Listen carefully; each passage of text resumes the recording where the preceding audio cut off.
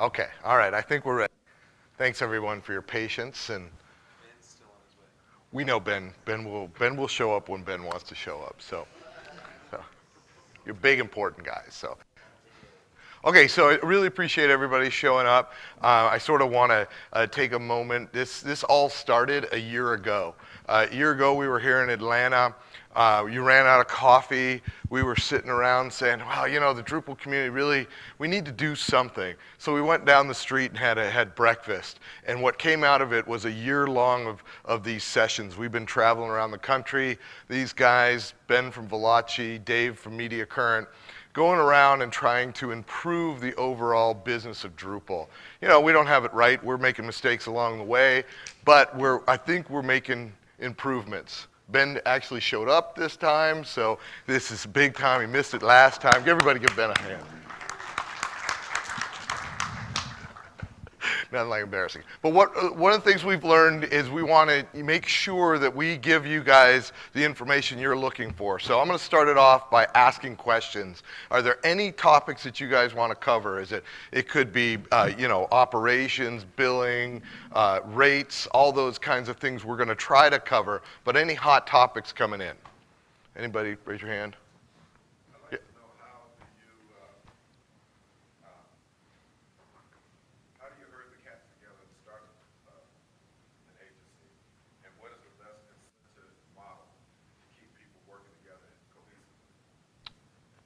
Great question, because we have very different ways of doing that up here too. So very good. Any other questions that we can cover?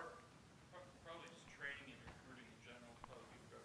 Training and recruiting. Okay. So we have a panel at 1 o'clock. That's all it's about for the whole panel. So. Is there another session after that as well? Glenn, are you? One after that about finding a Drupal job that Glenn's doing. Finding a Drupal job. Okay. Yeah. What is a good process for getting started? Getting started with running a Drupal business. Building business. Okay. Anybody else? Over here. Oh, yeah. How do you guys handle sales? How do we handle sales? Okay. As Is that fast good? as possible. Good start? Okay. All right. So I think we have a feel for where you're going.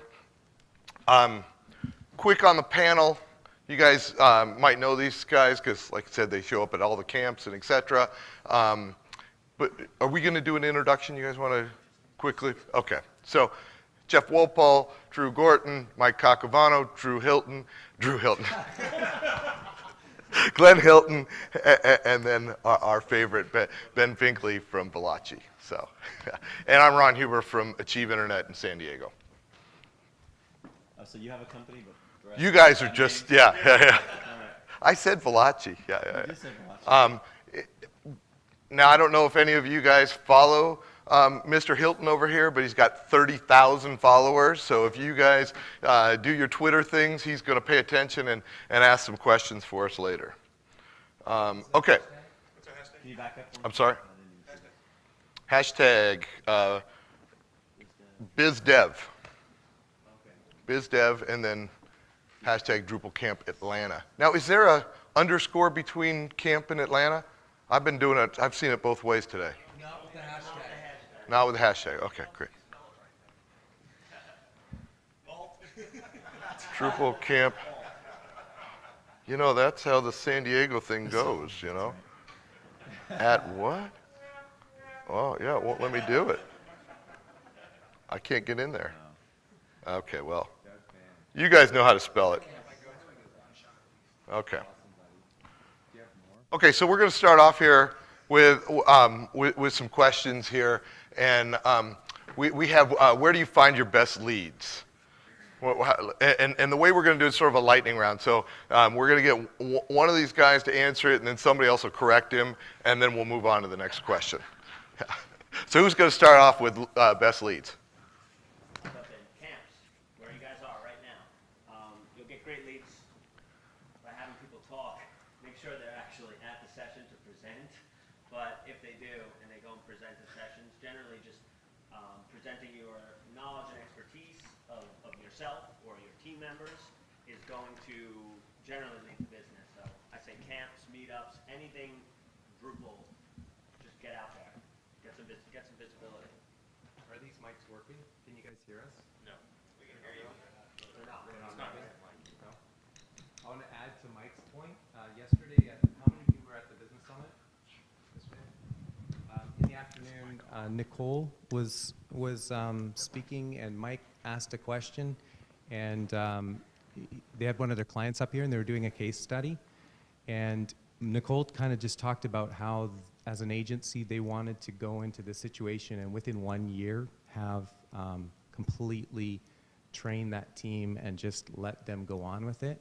And I was watching a couple of clients sitting in the back section there, and they just, like, the woman actually let out an audible noise. She was like, awesome, that's exactly what we want. And she was like nodding her head like that. And I've seen that again and again in different, like at DrupalCon sessions, where different people are up presenting and somebody out in the audience will be watching them, and they're like, that's the people we want to hire.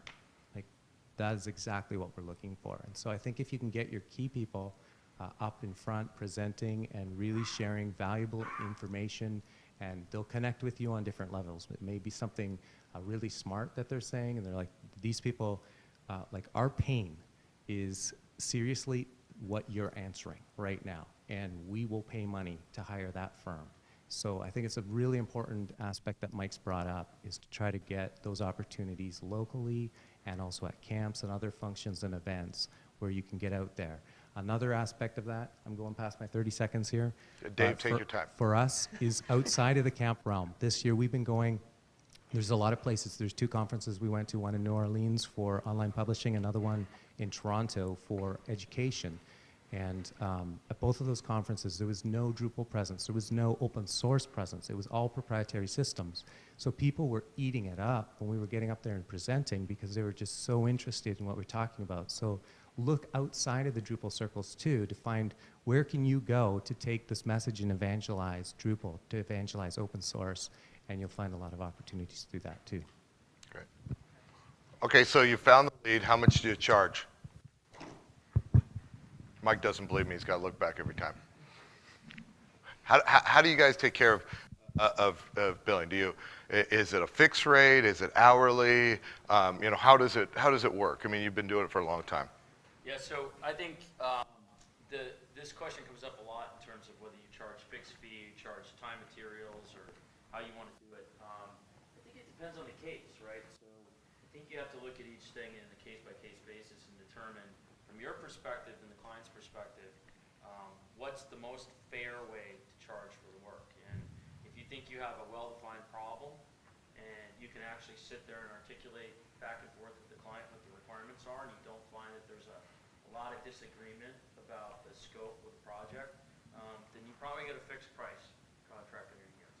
If you're sitting there and you find that you're talking to the client more about what could go wrong, or what you can't estimate, or what you can't know, a good example might be content migration or third-party integrations that are out of your control. If you find that you're having that conversation with the client, it's probably an opportunity to talk about time materials, because then you can say to them, look, it's not reasonable that I would know the full scope of what this would cost, so let's go hour to hour, and I'll keep you informed of progress. So I think you pick the right tool for the right problem, and you use them both to your advantage. You don't use just one. That's my opinion. Can I just add one thing to that? I definitely agree. There's probably a third, which we've been doing more and more of. If you can build, I think we'll talk about this a lot, a trust, a real relationship with your client as early on as possible, get that sense of trust. You could also do a fixed fee where they trust you to spend their budget intelligently. So you're going to say, okay, let's do a discovery period to figure out, what are the needs and wants feature-wise, and how can we then, kind of, what can you buy and what can you not buy within that budget, and you just burn down that way. That works really well. So we found our leads. We figured out how to charge for it. Do we go after everything? Do we, or is specific way that we go after clients, because we see a bunch of RFPs, a bunch of leads coming through, and I think it's natural to want to get every project. Do you guys do that, or are you selective? The more selective you can be, the more successful you'll be. So if you always want to try But if you can do things that you know your team can execute really well, or you can do really well if you're still a one or two person, you're gonna have success. And that success will generate word of mouth and more success. And so the more comfortable you are with the way that something looks, the way that you're interacting with a client, the spec, the design, whatever it is, the better chance you have for success. And that's good for everybody. And success creates more success. Anybody else want to answer that? It's actually very difficult for somebody who is wants a Drupal website and doesn't know any Drupal developers. It's very difficult because there are a lot of them, and to go out there and vet different companies and such becomes very, very hard unless there's a company that just does that one thing or that one industry that the customer is looking for.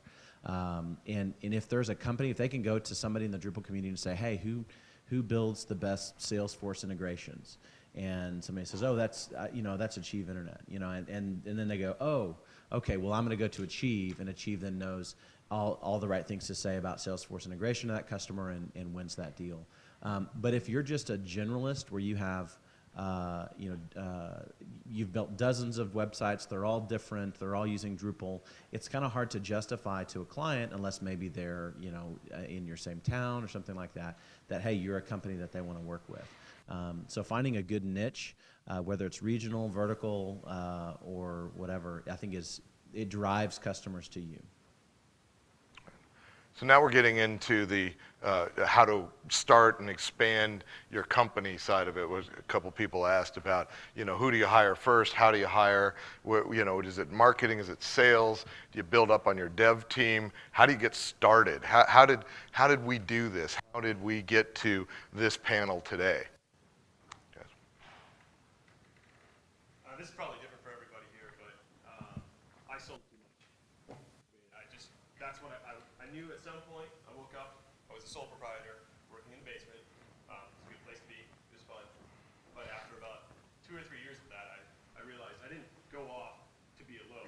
I went off and started up to do better work. And that wasn't necessarily a solo thing, so I started thinking about, all right, I want to grow. And before you can promise someone a job, you have to be able to feed them. That's the way I felt.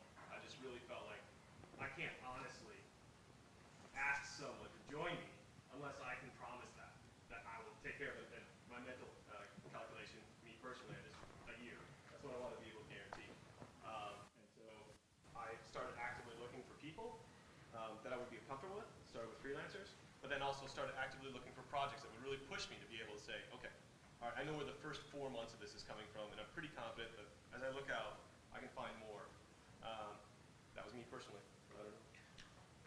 I could compare and contrast a little bit. With my experience is very different. I didn't sit out as a sole proprietor at all. I started with partners from the get-go. So we're with another company.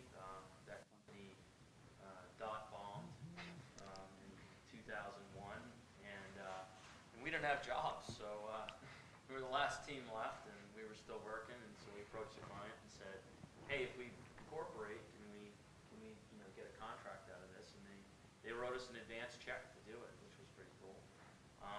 So we started out as a company, and there was 5 of us within a month, and then we looked at where we wanted to be, and we knew we wanted to be a company, and we knew the industries we wanted to focus on, and we knew at the time, so 10 years ago, so the Drupal thing wasn't really around, but we knew what technologies we wanted to focus on, and we targeted very specifically where we wanted to be in a year, 2 years, 3 years from growth and client base and people, and we did it very deliberately. And I don't think we actually followed the plan set out exactly, but having a plan and having a commitment amongst us to actually have a real company, and go after something that's specific, really helped us get there quicker. This is a big subject with the audience. Somebody else want to chime in on how they started? Sure. You want to do a mic? You want to hear Mike or Decisiveness is key. When I started our company at ImageX, we started back in 2001, and I was doing So I was working on video production, but our client would say, can you like make a website for us? Sure. Can you do SEO? Oh yeah. Can you do graphic design? Yep. Can you do hosting? Sure. Can you do motion graphics? Yep. So then you go out and buy After Effects for $800. You do one project, and then that's the last time you're asked to do that again. And you start looking at that after a while, and you're going, "This is ridiculous. I'm not making money this way." And so for me, it was realizing I did have to start narrowing down. So back in '05, when we kind of made that decision to cut off and lop off all 7 of the services and just narrow it down to 1, that was very scary. Like I was like, well, I do have business in all these other areas. But when we made that decision, it was amazing because our company just started growing so rapidly after that. We SEO'd very specifically for Drupal, and I began to look in terms of, I took the design aspect as the area I wanted to focus on. And so I began to go out to like local design schools, and I'd search the top prospects who were graduating. I'd hire like 4 of them for a single contract, of the ones that I felt had the best portfolios, and then I would say, 1 contract, all of you are going to do the same mock-up for this next project, and I'll pick the best one, and I'm going to stick with you. And so that's kind of how I got started. I looked at local businesses initially, and from there it just started growing, and soon we had a portfolio. And on those first jobs, you don't make a lot, but you really want to make the clients happy. Go the extra mile, get that portfolio built, and then from there, you get more and more opportunities. And as your SEO grows, you start to, all of a sudden, boom, we were doing stuff for much larger organizations, way beyond what we thought we could do. We thought, we're this small little shop, but on the internet, we can look a lot bigger. And so there's tremendous opportunities if you're willing at the start to really put your all into it, go that extra mile to make sure your clients are super happy, because those referrals are absolutely huge. I don't know if anybody noticed, but we went a little agile here. We skipped to the 3rd screen here. We're going to stay on topic. Now, in this group, oh, I'm sorry, there's a question? Hand go up. Over there. Sure. Yeah, can you speak at all to how you made that decision as to what to focus on? Was it a matter of passion, or where you saw money coming from, or some combination? It was a combination, because I was working in mostly video production at that point in time, and I was just finding the industry, the lifestyle, working 14-hour days, then everybody wanting to go out after that. It just didn't fit my family lifestyle and where I really wanted to have my business. And as I looked at the web, I just saw the open source community was so appealing to me. I was just like, I love this. This is what business should be like. We're giving back to the community, these big shops that are just sharing all this information with these small shops. It's awesome. And so the community aspect of it, the opportunities on the web, it just was this huge wild west of land grabs. And there's so many things that were popping up, and you'd look and you'd go, man, if I only thought of this 3 years ago. And there's still all of those opportunities out there for us. So it was an exciting time, and we looked at a bunch of different CMSs, Joomla, Mambo, WordPress, Drupal. I hated Drupal. I thought it was butt ugly, and I did not want to work with it at all. But my guys, they were all like, Glenn, it's the next big thing. It's powerful, it's scalable, and in terms of design, sky's the limit. Like, you're going to have a lot more capabilities with Drupal, and so I listened to them, and I'm happy I did. So, this is like my, I think up here, like, I love this one the most. I like talking about like segmentation.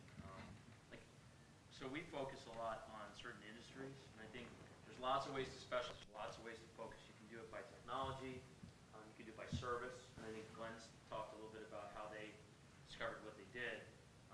But you also, I think, can do it by sort of industry, and we tend to think of ourselves almost less as a Drupal shop and more as a consultancy, a solution provider within certain verticals, within certain problem sets. And so what we tend to do is we look at the problems we see around us most often that we have current customers with, that they have referral customers to.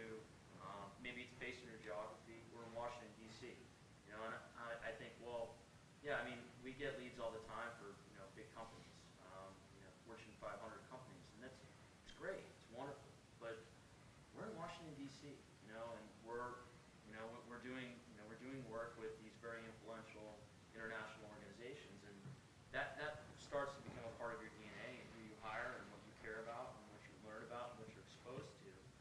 it gives you an edge. It gives you a competitive advantage to say, well, we really know a lot about, the way government uses open source, or the way publishers use open source. And so I think that's a big part of it. The other thing I would say is, coming back to that sort of that soul searching point that I think you made initially, your real question is about how do you know who you are? And I think that's a very important point. I think a lot of it comes back to the aptitude that you have on your team. Kind of what are you actually good at? Lots of people will say, we're good at innovation, because that just sounds cool. Or, we revolutionized the web. Oh, here it is. Because it sounds important, right? But then you have to ask yourself, very literally, what is it that you actually, in your heart of hearts, what are you really good at? Are you just really good at solving client problems, and you just genuinely care about them? Or are you really good at engineering? You just have really good technical chops? Or do you see the design side? Do you see the marketing angle? What is your special? What is it that really drives your sort of innate passions? And you start from there, because that will, and that extends to everybody in your team. We had people on our team early on that really were interested in public policy and things like that, and so we just leaned into it, and it helped a lot, because we weren't just chasing leads. We were going after things that we genuinely were interested in, and that shows. So I think it really starts with understanding you and people on your team and what you're passionate about and what your true aptitude is. Can I just add, also be comfortable with the fact that that's going to evolve. It's going to change. Yeah. So it's not Yes. the hardest, most important decision in the world. We started out because of our front-end development experience. When we got into Drupal, okay, we're going to do theming. We're going to do it really well. And I never would have known then, 5 years ago when we got into Drupal, where we would be today. So if you're looking at it and you say, well, I'm looking at some of these shops, they do complex architecture and real custom development. I got to do all that stuff. No, maybe you just do site building really, really well. And then you grow your team, you bring more people in, you bring more skills in, and you let it evolve. So I definitely agree, but just be comfortable with the fact that it will evolve. So that's a good segue. Oh, you have a question? You got two. Two more questions. Do you guys have a top set of industries you guys look at? That's pretty. Set of industries we look at. All of them. Yeah, so like I said, of everybody here, I think, my company focuses probably the most on that form of segmentation. And the services and the technology and those things are important too. We go almost exclusively after public policy, publishing, and government. And when we go through a lead qualification process, anytime we have an opportunity, that's one of the first 3 things on the list. Right after, are they nice people, and do they have money, and other important questions. One of them is, are they in an area that we're uniquely suited to serve? We've seen the publishing problems 10, 20, 30 times. I have 5 developers out there, all of whom spent 10 plus years publishing. So we go after that. We killed it. Yeah, there's 2 ways to go after a niche, right? You can be the best type of person across all industries. You could be the best security guy for Drupal, but it doesn't matter what industry you're in, security. Or you could go after a vertical. You could say, well, I know the healthcare industry better than anybody else, and so I know everything there is to know about security and site building and design and customer need and legal requirements and things like that for that vertical. But I think the idea is you pick one. You don't want to be broad and deep in everything, because then you're no better than anybody at anything, right? So pick your vertical, whether it's an industry, don't overlook geography. There's a lot of companies that want to do business with somebody that's near them.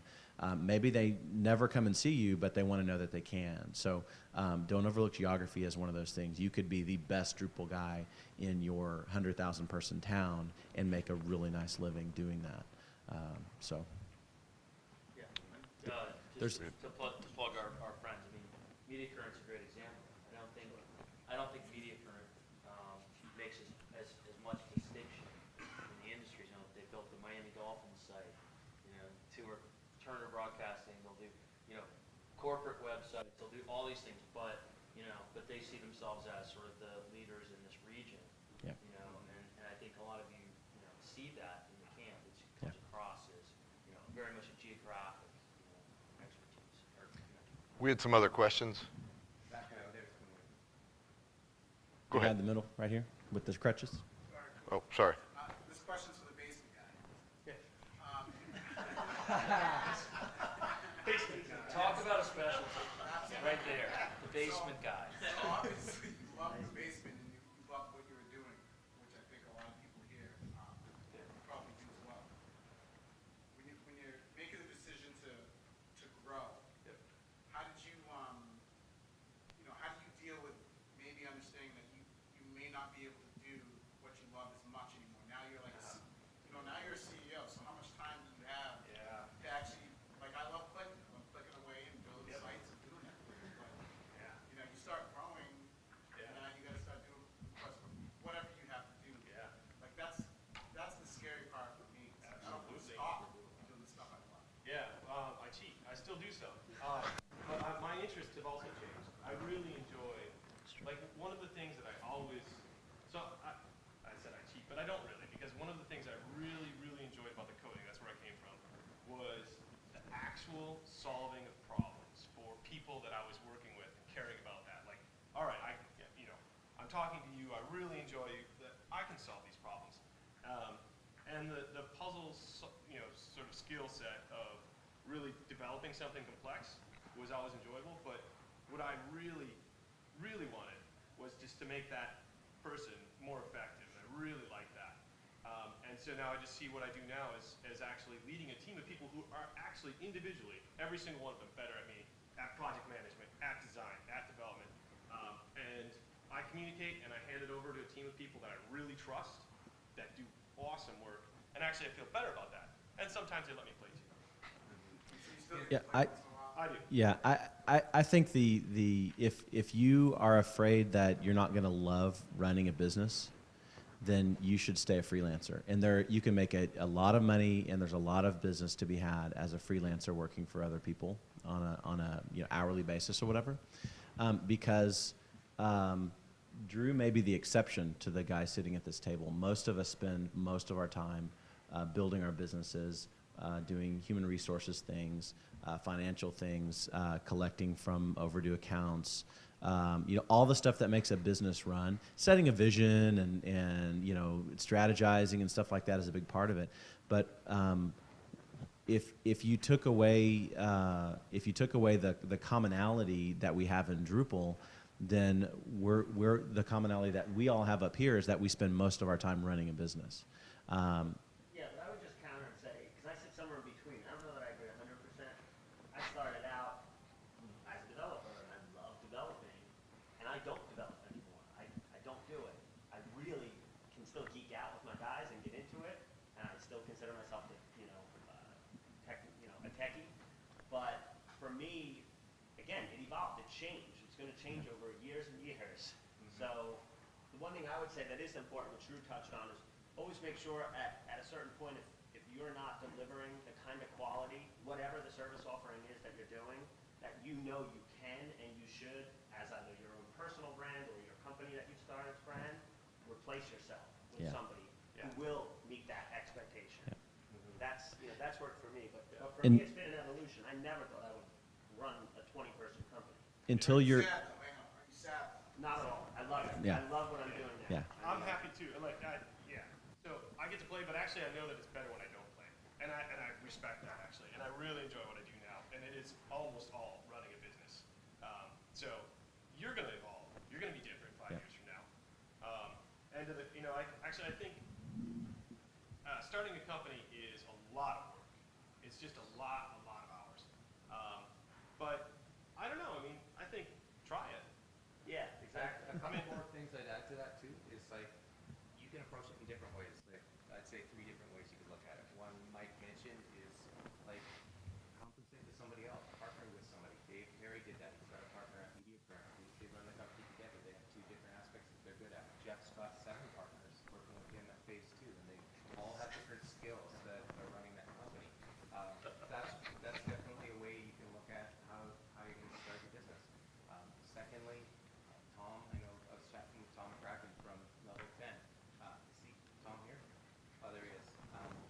been grooming a guy to take on aspects that he doesn't enjoy as much, and he's going to let that guy run with it. I've done the same thing in my company.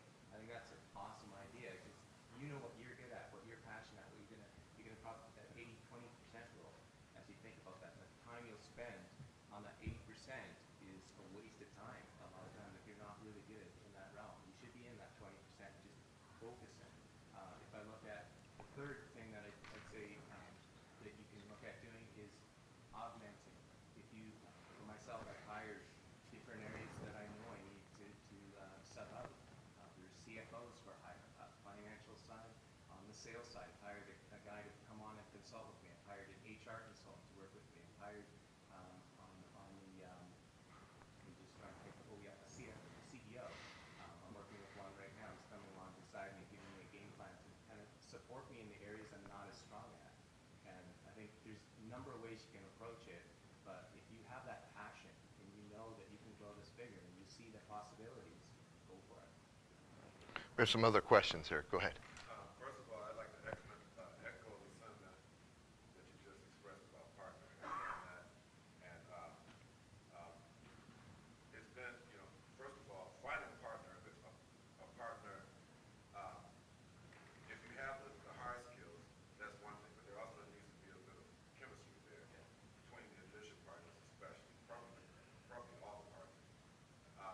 And so sometimes it doesn't work for matters of chemistry, but you just keep going until you find the right person. But that would be the solution that I would look for, actually, that I'm actually looking for. I have been looking for the last couple of years. But my question to the panel, maybe with the exception of Jeff, because his singer, he had a check in advance. And I don't know that anybody, that a lot of people get that. I had to ask for it. Well, maybe that's what I'm failing to do. How did you go, what's the gentleman's name, say your name, Jeff? Drew Gordon. Gordon So, Studios. you mentioned being able to feed somebody for a year. I'm sorry?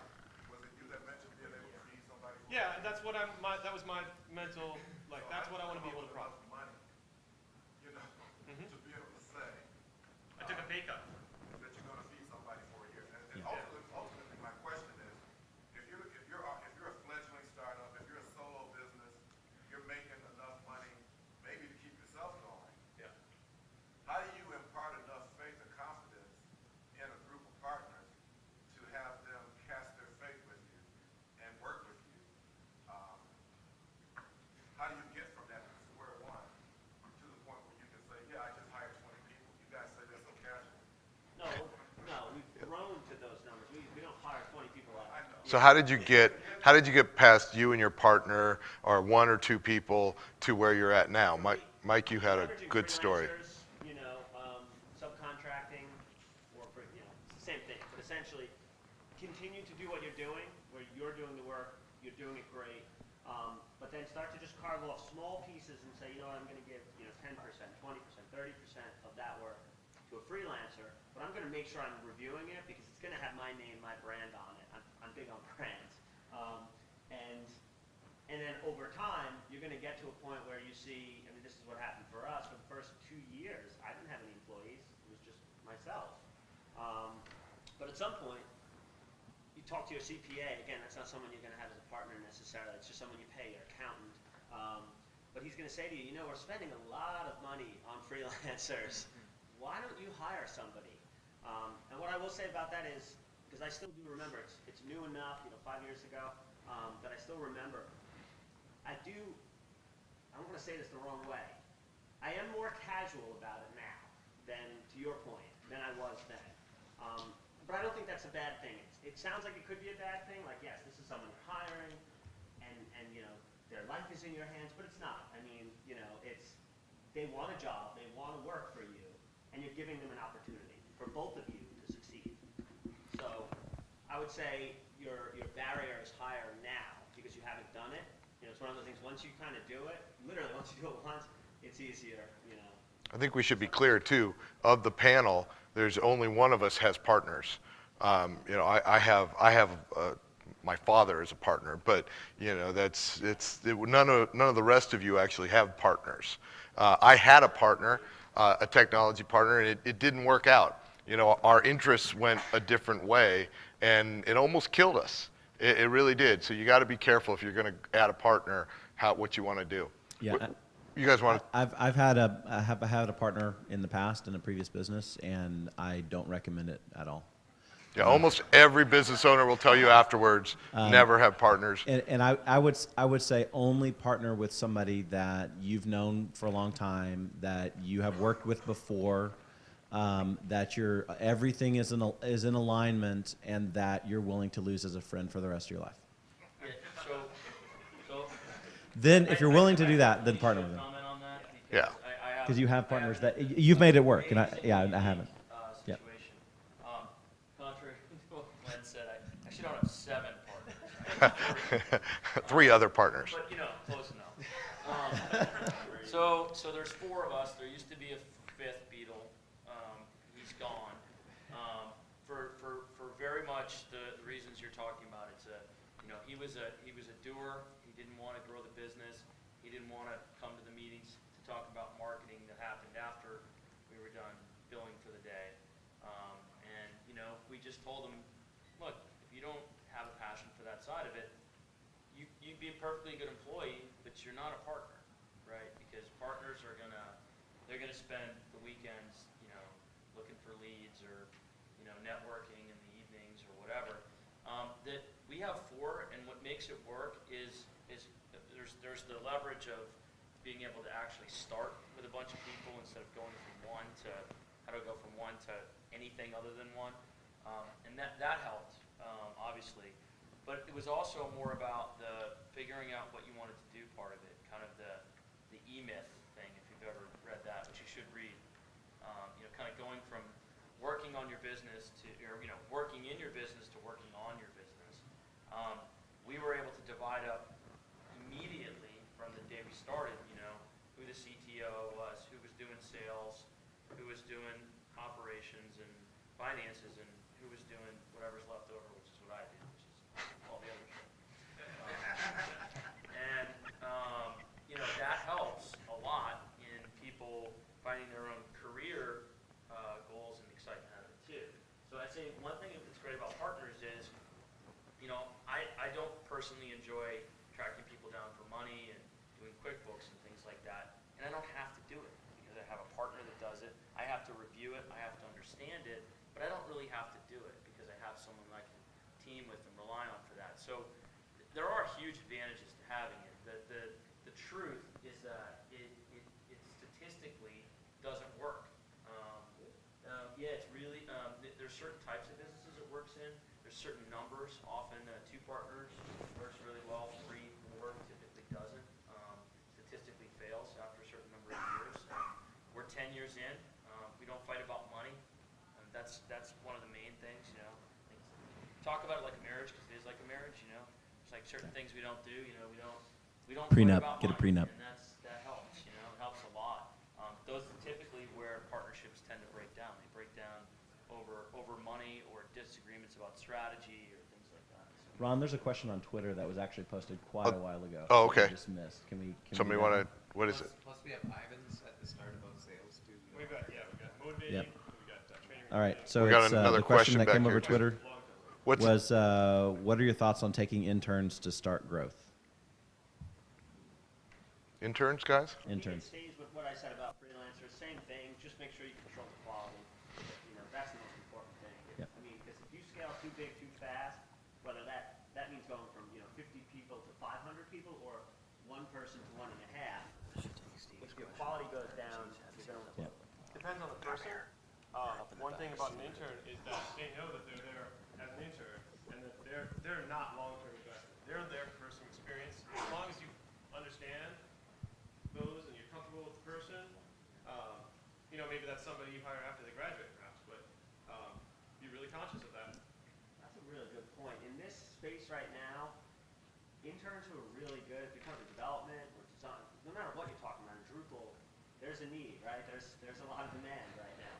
So they're going to be able to charge, and so they're either a freelancer or if they're a true intern, like what Drew was saying, they're coming to learn from you as a 1-person shop. The simple truth is your organization might not be ready to have an intern because it does require a lot of time to to invest in training that person and showing them something, teaching them something. Try it, and if it works, great, and if not, well. didn't Steve, do cost you have a much. question back there? Yeah, a question I'm not sure if you guys are willing to answer, but how do you guys get buy-in from employees beyond simply a salary? In my case, I've got a couple of really, really good employees who treat the business as if it's their own, and I hire them Monday to Friday, and I can see them working on a Saturday morning, getting stuff done. Do you use bonuses? Do you give them share options? How do you profit share? What do you do beyond the salary for those employees? So the, So, yeah, so the we're- question so is, there's- let me answer the question. So question, how do we motivate people? How do we get them to give the extra effort? How do we get them to build the company beyond just doing 8 hours of work? So, yeah, Get them to ownership, okay? Guys, we talk about this all the time. we do. This is a huge issue. It's the biggest issue you face as a business owner, I think, right next to sales. It's the biggest thing that you work on all the time. Glenn and I have prepared a presentation to give at 1 o'clock that talks about a lot of those specific issues. But I don't want to cut off the rest of the panel because you guys do some really interesting things. Ron's doing some cool stuff in that area. Ron, maybe you can just talk about that. Yeah, so there's a couple of things that we do. Well, the number one thing we found out is you hire people you like, that people that have self-interest, and quality people. And then you could I do things like if my guys write 3 blog posts in a quarter, I give them an iPad. But it really wasn't about the iPad at all. It's not about any monetary. It's really about, hey, what do? We really want to do something, but we need some motivation. And what they're looking for is actually leadership. And if you're leading and you're helping them become better, they will become better. And I think that's a very, very important aspect of it. I would really put in a plug for Drive. It's a book, but there's also a YouTube version. It's like 7 minutes or something like that. You get the keys. Which is much easier. Yeah, much easier. Cliff notes, yeah. It's an excellent, I mean, the YouTube's good, the book is excellent, and it talks about money being a reason that people leave, but not one that they stay. Money is not passion. So find good people, treat them well.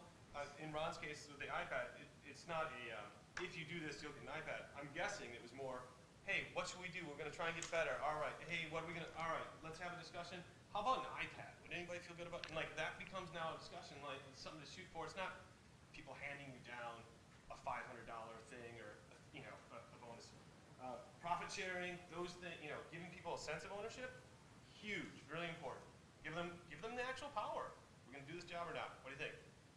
But I don't know. Drive. Sorry. To keep them challenged is the one thing I would add. I mean, and this is tough, that's right. Again, the sales hat that you're going to wear, you have to take jobs sometimes that aren't very, sexy. But the simple truth is, if you can take the complex, the stuff that's going to challenge them, and that's going to mean different things to different people. So, but again, I guess as Drew just said, make sure they're invested. Talk to them up front. What do you think of this job? Should we go after this? Jeff, what do you got there? I really need to answer this for a number of reasons. Partly because I have 6 employees looking at me. And I'd like to, if it's okay, answer and then maybe ask some of them if they don't mind. We have 5 minutes. Revealing what they're saying. But Yeah. I think, first of all, that the Drive thing is key. Definitely watch that. Definitely read that book because it's very eye-opening and people want to work for a place that has purpose. It's not about money, it's about purpose. I think just showing commitment back to your employees, like just showing that you care, having them come to these events, think about what their interests are, what they want to do, what their side of the equation is. The challenge thing is really key. I mean, we work really hard at Phase 2. I think, some of the guys who are sitting here have worked the longest hours, the last month that I've frankly ever asked anyone to work in my career. And as long as I've ever worked in my career, there's 2 guys sitting here today that worked those hours over the last month. And it just, I can't tell you, like, how important it is that you just care about them. You have to know You what really you do, have to know what people yeah. are going through, and you have to know when they're Yep. when they're giving you everything. Like, Don't forget, because it's quick. I mean, again, maybe if this is far off for some of you, but maybe it's near Yep. term.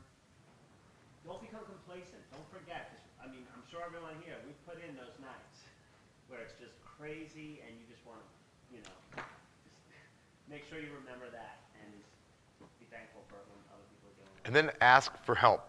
The 7 of us, well, Dave's not here, but we meet at every camp. We talk about this online. We really help each other out all the time to get better at this subject, about being better leaders and running better companies. Find somebody in the audience that's trying to do what you're doing at the size and space you're at, and get together and try to be better. This is Drupal. We're a community. I don't think competition is different here. So good. When I was a CEO on my own, I just felt often I had nobody to talk to.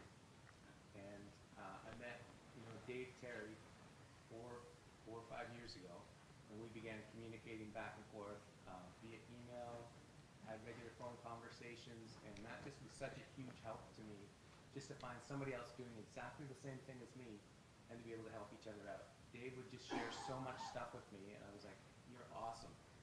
I'd share stuff back with him, and over that we started to get to know some of these guys, and it's been a huge encouragement just to get together with people doing the same thing as you, and to hear the problems they're facing and how they're tackling those problems. Every single time I get together, I come back and I'm re-inspired, ready to go back out there again, and we all need that.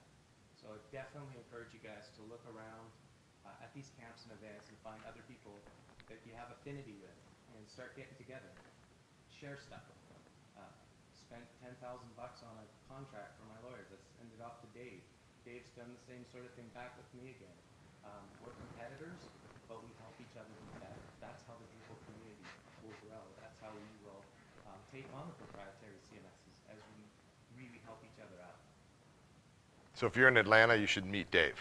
So that works. Dave, We got wave, time for Dave. one last question. He's in the back there. Oh, I'm sorry. Yep. More of an add-on. Entree leadership by Dave Ramsey basically reflects on everything you just said. And that would definitely, he's got a whole chapter in there on how to get employee buy-in. I don't have that book up here, but I do have several others. Yep. Okay. Okay. Did you write it, or are you? Okay. Well, we're out of time. These guys are going to be up here and at the camp all week long, so you can all day long. So please come up and talk to us. We're happy to talk about it. Thank you very much.